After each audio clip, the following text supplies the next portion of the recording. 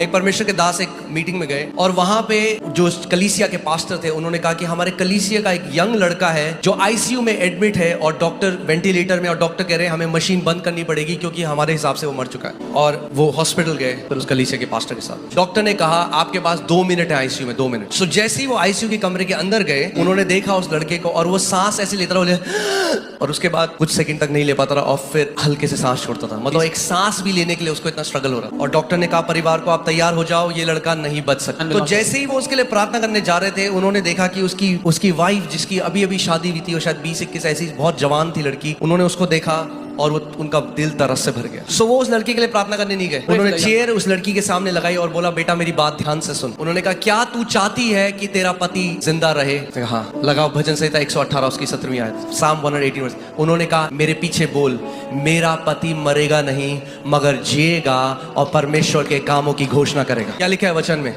ये वचन है। और वो सुबह सुबह के बोली थी, उन्होंने डांट लगाई उसको, बोला ध्यान से मेरी बात सुन और घोषणा कर उस अधिकार से। बोल मेरे पीछे, मेरा पति मरेगा नहीं मगर जिएगा और परमेश्वर यहोवा के काम का वर्णन करेगा। उन्होंने फिर बोला मेरा पति मरेगा नहीं। फिर से बोल, फिर से बोल। जब तक उनके पास 2 मिनट थे और उन्हें उस आईसीयू से बाहर नहीं निकाला गया, वो बार बार उसको बोला बेटी मेरे पीछे बोल इसको। और जब डॉक्टर ने कहा कि आपको जाना है, वो खड़े हुए और उन्होंने उससे कहा कि बेटा जब तक तेरे शरीर में जान है तब तक तू ये घोषणा करता। और वो चले गए। अगले साल जब उस कलीसिया में वापस आए तो पास्टर ने उनको बोला वो आपको दिख रहा है वो लड़का स्टेज में जो गिटार बजा रहा है, पहचाना आपने उसे? उनका नहीं। इन्होंने कहा ये वही लड़का है पिछले साल जो मर रहा था वेंटिलेटर। तो इन परमेश्वर के दास ने बोला कि मुझे उसकी बीवी से मिलना है, उसकी वाइफ को बुलाओ। उसकी वाइफ आई, बड़ी खुश हो गई। तो उन्होंने कहा बेटा मुझे बता कि क्या हुआ था, तूने कितनी बार इसकी घोषणा करी? उसने कहा हजारों बार। जब तक मेरे शरीर में जान थी मैं उसके बगल में बैठी रही, मैं घोषणा करती रही, बोलती रही।